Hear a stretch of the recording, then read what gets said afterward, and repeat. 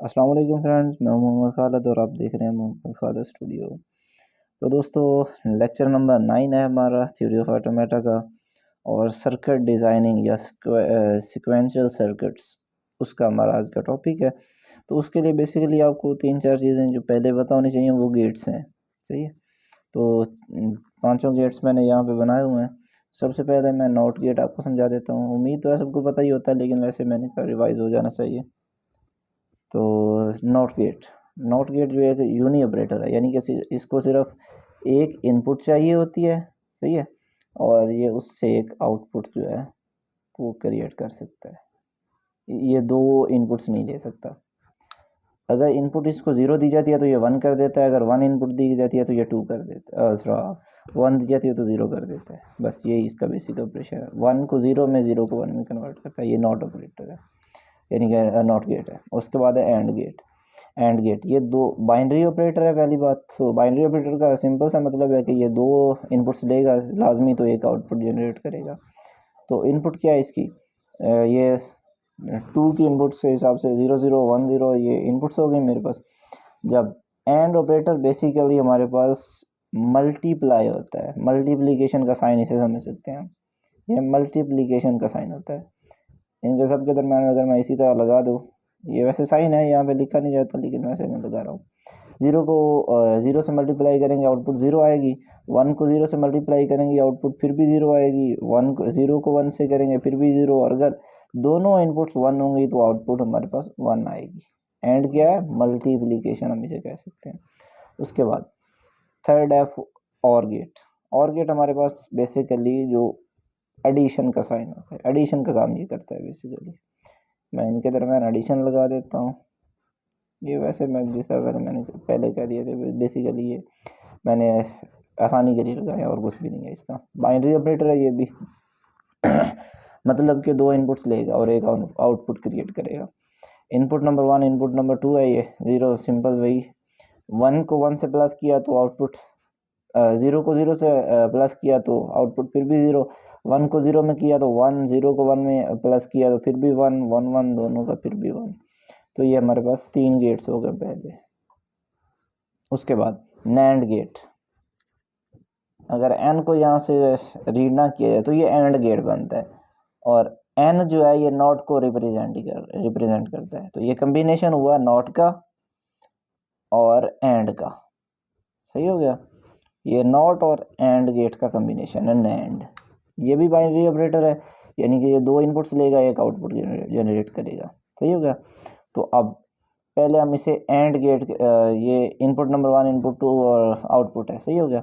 उसके बाद अगर सेम हम एंड गेट के हिसाब से चेक करें तो एंड गेट हमारे पास मल्टीप्लीकेशन साइन है। तो 0 को 0 से मल्टीप्लाई करेंगे तो आउटपुट क्या आएगी, 0। और जब उस पर नॉट अप्लाई होगा, आउटपुट एंड की 0 है ना, तो नॉट एंड, यानी कि एंड नहीं है। तो एंड पे जब नॉट अप्लाई होगा तो नॉट गेट का काम क्या था कि 0 इनपुट है तो 1 जनरेट करेगा, 1 है तो 0 जनरेट करेगा, सही हो गया। एंड की यहाँ से आउटपुट आनी थी 0, उस पर नॉट अप्लाई हुआ तो 1 आ गया। 1 और 0 इसको एंड गेट मल्टीप्लीकेशन हुई तो 0 आएगा। 0 पे नॉट अप्लाई जो अप्लाई हुआ तो फिर 1, फिर यहाँ से भी 0 आएगी तो 1 नॉट अप्लाई हुआ तो 1। जब 1 1 दोनों था तो एंड आउटपुट देता था हमें 1, उस पर नॉट अप्लाई हुआ तो हो गया 0, सही हो गया। तो ये नॉट हो गया। उसके बाद नॉर आ गया। नॉर हमारे पास नॉट और, सही है, नॉट और प्लस और इन दो का कॉम्बिनेशन होता है हमारे पास। और जो था हमारे पास वो प्लस का साइन होता था, एडिशन साइन। ये भी बाइनरी ऑपरेटर है, ये दो इनपुट्स देगा एक आउटपुट जनरेट करेगा, सही है। तो अब इसको हम और के हिसाब से देखते हैं। अगर 0 0 तो आउटपुट इसकी आनी थी 0, उस पर नॉट अप्लाई हुआ तो 1 हो गया, सही है गया। फिर 1 0 आउटपुट आनी थी हमारे पास 1, 1 पे नॉट अप्लाई हुआ तो 0, यहाँ से भी 1 आनी थी, उस पर नॉट अप्लाई हुआ तो फिर दोबारा 0, यहाँ पे से भी 1 आना था, 1 पे नॉट अप्लाई हुआ तो फिर दोबारा 0। तो ये हमारे पास गेट्स हमारे हो गए मुकम्मल। ये बेसिकली समझाने का मतलब यही था कि इन्होंने यूज़ होना होता है आगे सिक्वेंशियल सर्किट्स में। तो मैंने कहा पहले बता देता हूँ, रिवाइज करवा देता हूँ, बाकी ज़्यादातर लोगों को तो वैसे ही पता ही होता है।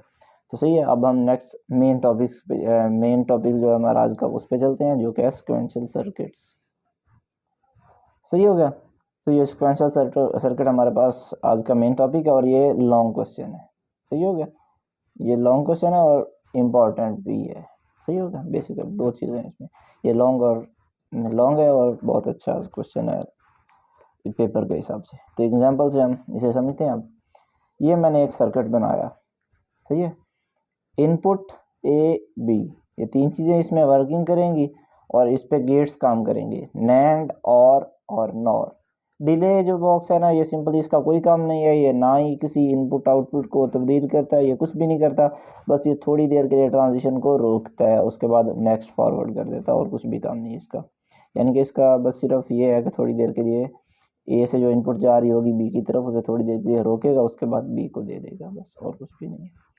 अब इस पे हमने काम क्या करना होता है, ये मेन चीज़ होती है। इस पे हमने चीज़ें जो है ना, इसमें हमारे पास दो इनपुट्स होते, ये इनपुट छोड़ के ये इनपुट हमने देनी है और उसके बाद सिंपल हमने वही 0 0 1 0 1 उनको हम Q1 Q2 Q0 ये हिसाब से मैंने लिखे हुए हैं यहाँ पे। Q0 को 0 0, Q1 को मैंने 1 0 असाइन किया, Q2 को 0 और 1 असाइन कर दिया, Q3 को मैंने 1 1 असाइन किया। यहाँ पे इसके हिसाब से ओल्ड A0 है, ओल्ड B, यानी कि पहले गिवन है ना, तो ये ओल्ड होंगे हमारे पास। ओल्ड A भी 0, ओल्ड B भी 0, यहाँ पे ओल्ड A1 है, B 0 है, यहाँ पे A0 है, B 1 है, और Q3 में बस A भी 1 है और B भी 1 है। सही होगा। अब हमने इसकी जो है ना, यहाँ से हमने तीन चीज़ें फाइंड करनी होती हैं। वो तीन चीज़ें क्या है, न्यू ए, सही हो गया, न्यू बी, और तीसरी चीज़ आउटपुट। कि हमने तीन चीज़ें मालूम करनी होती हैं। सही हो गया। तो ये तीन चीज़ें हम मालूम करेंगे इससे। उसके बाद इनको तीनों चीज़ों को मालूम करने के लिए हम कुछ रूल्स बनाते हैं कि हमारे पास ये ओल्ड ए किस तरह आएगा, न्यू ए किस तरह आएगा, न्यू बी किस तरह आएगा, और आउटपुट किस तरह आएगी। उसके लिए हमें ये सर्किट की जो है ना वर्किंग, उसको समझना ज़रूरी होता है। अगर हमें ये समझ आएगी तो हम रूल्स बना सकते हैं, वरना नहीं बना सकते। अब ये हमारे पास पहले ओल्ड ए है, ये ओल्ड बी है। अब हमने इनसे न्यू ए और न्यू बी और आउटपुट, ये तीन चीज़ें मालूम करनी है। इनपुट हमें गिवन होगी। सही हो गया। अब मैंने यहाँ पे रूल्स बनाए न्यू बी के लिए। न्यू बी जो है उसकी तरफ सिर्फ ए की ट्रांजिशन आ रही है, ये वाली ए की। ए जो भी था पहले, जो भी है, यानी कि ओल्ड ए जो भी है, वो थोड़ी देर डिले होगा, उसके बाद क्या बन जाएगा, new B. New B is equal to old A. सही हो गया। ये मैंने रूल बना दिया कि जो ओल्ड ए होगा हमारा, वो बी न्यू बी के बराबर होगा। उसके बाद न्यू ए के लिए, अब न्यू ए, ये ए यहाँ पे है ना, पहले ओल्ड ए, अब हमने इसे न्यू ए बनाना है। तो न्यू ए कहाँ से बनेगा, न्यू ए कहाँ से, ए पे ट्रांजिशन आ कहाँ से रही है, और गेट से। और गेट हमने पहले ही पढ़ा है कि और गेट एक बाइनरी ऑपरेटर है। जब बाइनरी ऑपरेटर है तो जाहिर बात है ये दो इनपुट्स लेगा और एक आउटपुट जो कि न्यू ए होगी हमारे पास, वो यहाँ हमें प्रोड्यूस करके देगा। अब इसके लिए हम रूल बना रहे हैं न्यू ए और पे, क्योंकि ये इस और ऑपरेटर से यहाँ पे आ रही है ना हमारे पास जो है ट्रांजिशन। तो अब और जो है, और बाइनरी ऑपरेटर है तो वो दो इनपुट्स लेगा। एक तो उसे इनपुट यहाँ जो हमें गिवन इनपुट होगी वहां से मिल जाएगी इनपुट, उसके बाद और ऑपरेटर वहां पे काम करेगा, और फिर दूसरी इनपुट से कहाँ से हासिल हो रही है, नैंड से। सही हो गया। अब नैंड क्या है, नैंड तो हमारे पास कोई वैल्यू तो है नहीं, नैंड खुद कहीं से जनरेट हो रहा है। कहाँ से जनरेट हो रहा है, ओल्ड ए और ओल्ड बी के कॉम्बिनेशन से उस पे नैंड वर्किंग करेगा और एक आउटपुट जनरेट करेगा। जाहिर बात है नैंड भी एक ही आउटपुट जनरेट करता है, तो ये यहाँ से जो आउटपुट जनरेट करेगा ना, वो एज आ इनपुट काम करेगी और के लिए। एक ये इनपुट मिलेगी उसे, एक ये वाली मिलेगी जो इसकी नैंड की आउटपुट है। तो ये दो इनपुट्स इसे मिल जाएंगी और ये उस पर वर्किंग करेगा और एक हमारे पास न्यू ए बना के देगा हमें। अब नैंड, ये मैंने एक इसके लिए ये एक हमें वैल्यू यहाँ से हासिल होगी, एक हमने दूसरी वैल्यू हासिल करनी है और के लिए। वो किस तरह हासिल होगी, ओल्ड ए उस पे नैंड ओल्ड बी, इन दोनों का कम्बिनेशन से एक वैल्यू बन जाएगी जो कि आउटपुट होगी इन दोनों की। सारी बात है, जिस तरह मैंने यहाँ पे भी लिखा है, तो इन दोनों से एक ही वैल्यू हासिल होगी जो कि इसकी आउटपुट होगी, लेकिन वो एज आ इनपुट काम करेगी और के लिए। सही हो गया। और उसके बाद आउटपुट के लिए मैंने रूल बनाया, आउटपुट नॉर है, नॉर गेट। नॉर गेट भी एक बाइनरी ऑपरेटर है, तो इसे भी दो इनपुट्स चाहिए होंगी, एक वो यहाँ से ले लेगा ओल्ड बी से, और एक ये वाली इनपुट इस तरह वर्किंग ये रही, दो इनपुट्स उसकी मुकम्मल हो गई। तो मैंने आउटपुट के लिए रूल बना दिया, इनपुट ये वाली नॉर ये यानी कि ऑपरेटर, उसके बाद दूसरी आउटपुट इनपुट कहाँ से मिल रही है, ओल्ड बी से। तो ये तीन रूल्स हमारे पास बन गए। अब हम इसे अप्लाई करेंगे इन चारों पे, Q0 पे, Q1 पे, Q2 पे, Q3 पे, विद इनपुट हमें दी गई होगी कि हम इनपुट किस तरह से, यानी कि इनपुट क्या लेनी है हमने। तो अब हम इसे स्टार्ट करने लगे। Let's start we check the circuit with input 1। अब हम इसे इनपुट 1 के हिसाब से इस सर्किट को चेक करने लगे हैं। फॉर Q1 हमारे पास क्या था, सिंपल सी बात है, ये 0 0 था, सॉरी Q1 हमारे पास है 1 0 1 0। यहाँ पे ओल्ड ए हमारे पास है 1, ओल्ड बी हमारे पास 0।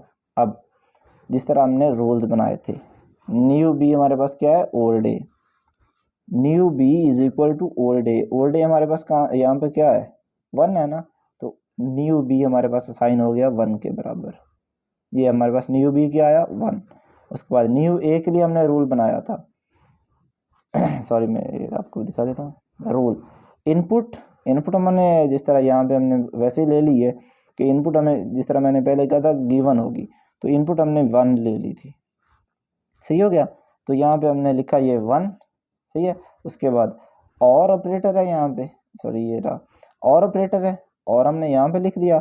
उसके बाद ओल्ड ए नैंड ओल्ड बी, ओल्ड ए 1 नैंड ओल्ड बी ये रहा 0। सही हो गया। अब हम इसे हल करते हैं। New B is equal to, ये 1 था, ये पहले सिंपली हमने इसको हल कर लेते हैं। अब नैंड जिस तरह हमने पहले पढ़ा है, हमने एन को छुपा लेते हैं। 1 और 0 पे एंड मल्टीप्लाई होता है, जब 1 और 0 को मल्टीप्लाई करेंगे तो जवाब आएगा हमारे पास 0। सही होगा। जब उस पर नॉट अप्लाई होगा तो वो क्या बन जाएगा, 1। ये मैंने डायरेक्ट एक ही स्टेप में यहाँ पे लिख लिया, 1 और 1। सही हो गया। अब और हमारे पास क्या होता है, एडिशन साइन, यहाँ पे भी 1 है, एडिशन 1, तो ये क्या जनरेट करेगा हमारे पास 1। न्यू ए हमारे पास आ गया 1 के। सही होगा। यहाँ पे हमने एक पेयर बन गया हमारे पास, जिस तरह हमने ये ओल्ड ए और ओल्ड बी थे, न्यू ए और न्यू बी क्या चल हुए हमारे पास, न्यू ए है हमारे पास 1 और न्यू बी क्या है, वो बी है 1। सही हो गया। अब हमने आउटपुट मालूम करनी है। तो आउटपुट के लिए हमने रूल बनाया था इनपुट और ओल्ड बी। सही है, जिस तरह हमने पहले वो रूल्स में हमने लिख लिया था। तो अब इनपुट हमारे पास, हम जारी बात हमने वैसे ही जिस तरह मैंने पहले बताया था कि हमें जो इनपुट होगी वो गिवन होगी।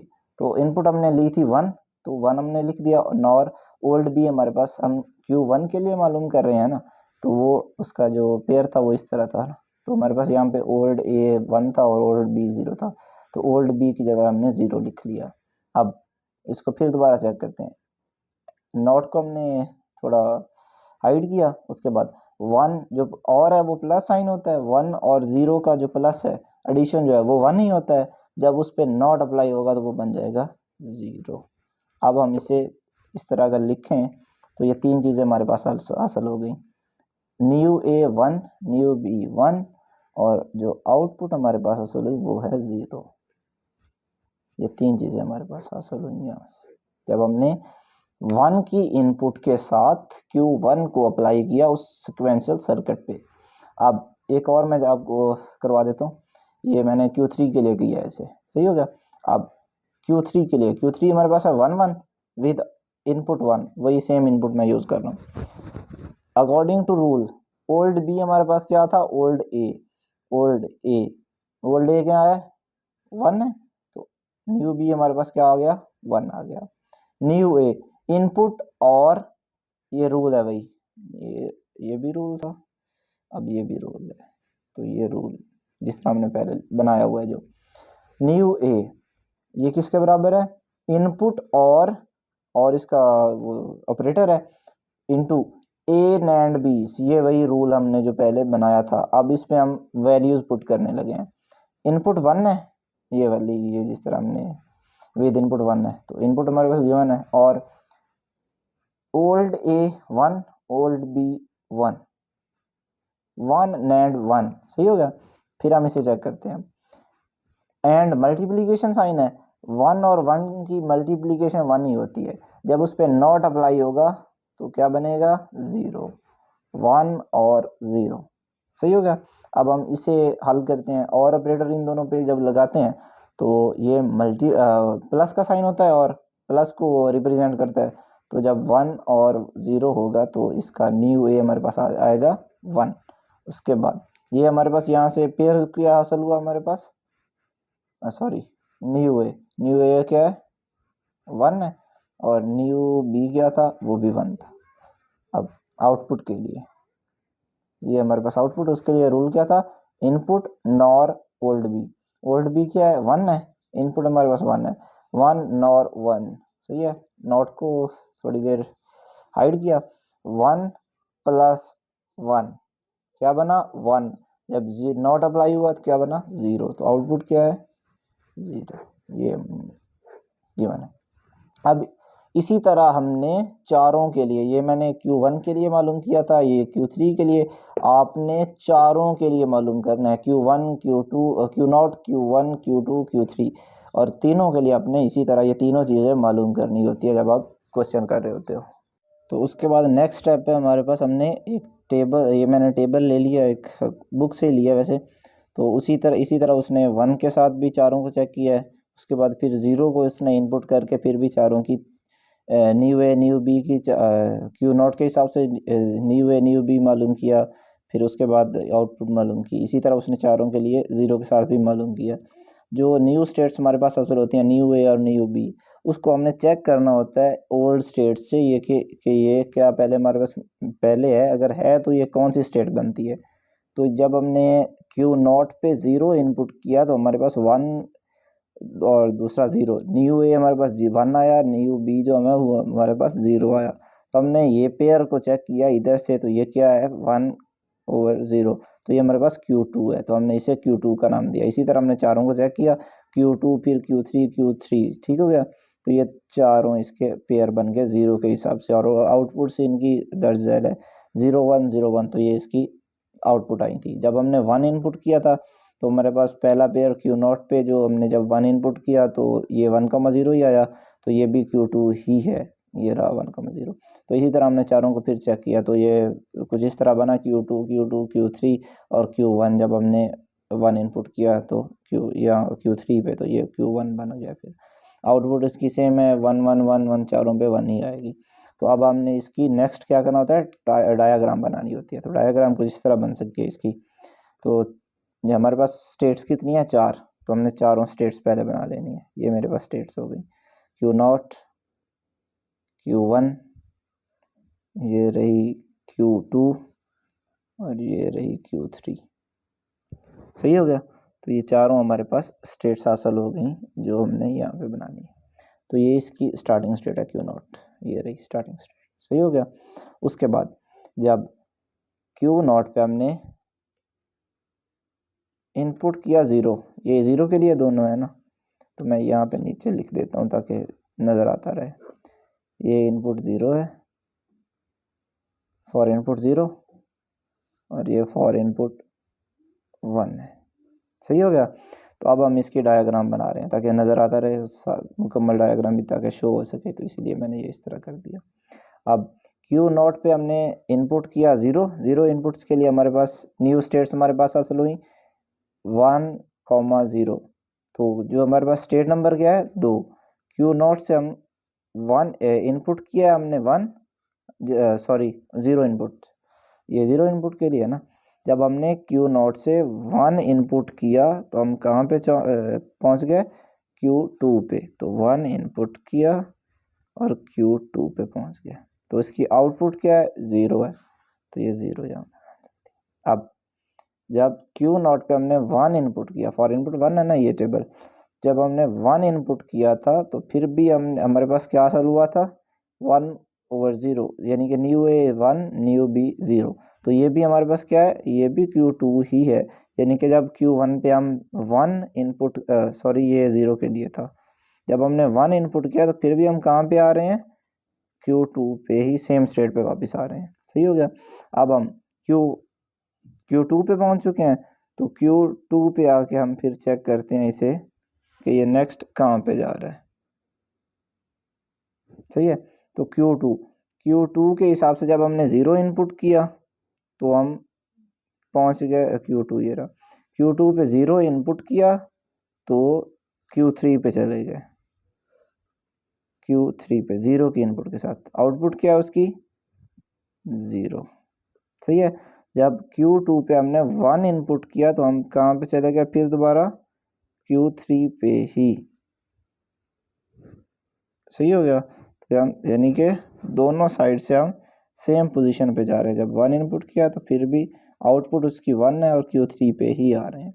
अब Q3 के हिसाब से हम चेक करते हैं, Q3 पे जब हमने इनपुट 0 किया तो आउटपुट उसकी 1 आई और हम चले कहाँ पे गए हैं, फिर वहीं Q3 पे। इसका मतलब Q3 पे लूप ही चलेगी, ये रही लूप। और इनपुट हमारे पास यानी कि रीड क्या हुआ है, 0, इनपुट 0 है ना, तो आउटपुट क्या आई है, 1 से हम कहाँ पे रहेंगे, Q3 पे। जब हम Q3 पे 1 इनपुट करेंगे तो हम कहाँ पे पहुंच जाएंगे, Q1 पे, यानी कि जब Q3 से हम इनपुट करेंगे 1, आउटपुट उसकी क्या आएगी 1, और हम पहुंच जाएंगे Q1 पे। अब Q1 के हिसाब से चेक करते हैं, ये दोनों इसकी 0 और 1 की ट्रांजिशन हो गई। अब Q1 से चेक करते हैं, जब हम Q1 पे हैं तो Q1 पे हम जब इनपुट करेंगे 0, Q1 ये रहा, Q1 पे इनपुट 0 तो हम चले जाएंगे कहाँ पे, Q2 पे, ये रहा, इनपुट हमारे पास है 0, उसकी आउटपुट आई है 1, पहुंच गए हैं Q2 पे। जब हम 1 इनपुट करेंगे, ये 1 इनपुट के साथ Q1 को चेक करते हैं, जब Q1 पे हमने इनपुट दी 1 तो हम चले गए Q2 पे, यानी कि सेम साइड पे जा रहे हैं, 1 input output with the output 1, तो हम चले गए Q2 पे। तो ये हमारी पास ये डायग्राम बन गई। तो ये इसी तरह ये क्वेश्चन यहाँ पे आके मुकम्मल हो जाता है। ये हमारे पास डायग्राम हासिल हो गई है। तो ये हमारे पास एक लॉन्ग क्वेश्चन जो था हमारा, बहुत ही अहम लॉन्ग क्वेश्चन, वो मुकम्मल हो जाता है इसी के साथ ही। तो उम्मीद है आपको ये समझ आ जाएगा। अगर फिर भी कोई क्वेश्चन हो आप मुझसे पूछ सकते हो, मैं अपना डिस्क्रिप्शन में व्हाट्सएप नंबर भी दे दूंगा, वरना कमेंट के ज़रिए भी आप पूछ सकते हो। तो होपफुली आपको ये समझ आ जाएगा, जो भी मसला हो आप पूछ सकते हैं। और मैं जो इस थ्योरी ऑफ ऑटोमेटा के रिलेटेड कुछ भी दूसरे जो टॉपिक्स हैं उस पर भी मैंने वीडियो बनाई है, तो वो भी आपको मेरे चैनल पे मिल जाएगी। तो अगर आप चैनल को सब्सक्राइब कर देंगे तो आपको जो आने वाली वीडियो हैं वो भी आसानी से मिल जाएंगी। ओके, अल्लाह हाफिज़।